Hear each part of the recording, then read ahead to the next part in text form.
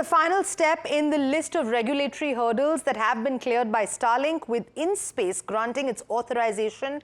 And with that, it confirms NDTV Profit's May 28th news break on its operations and beaming capacity. My colleague Aishwarya, who broke the story, now joining us live with all of the details.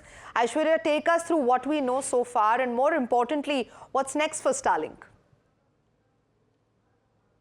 Well, that's correct. IN-SPACE, which is our space authorization body, which gives a go-ahead for any satellite communication company to operate their satellites in India, has given and granted their authorization to Starlink's first generation of constellations. Now, they have many satellites in the low Earth orbit, which is about 2,000 kilometers from the Earth's surface. That's the low Earth orbit. They have about 4,480 satellites is what IN-SPACE is saying, and that approval to operate these satellites has been given by IN-SPACE, which is the space authorization body.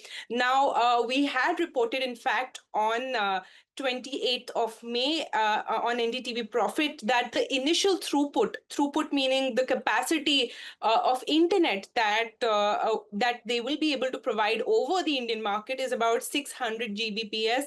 That's the capacity, initial capacity. But in the second generation, what you can expect is more capacity from Starlink, although even that is limited, a little technical, but if you go through it, you'll be able to understand better.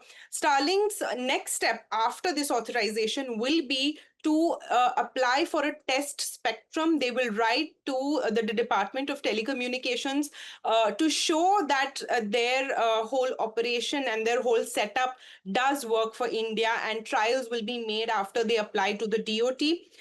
Post that, of course, what IN-SPACE is actually saying is that 7th of July 2030, which is 5 years from now, is the timeline for which this authorization has been given, or if the life of the generation 1 satellites ends before that, either of it will be the timeline for which the authorization has been given to Starlink so far.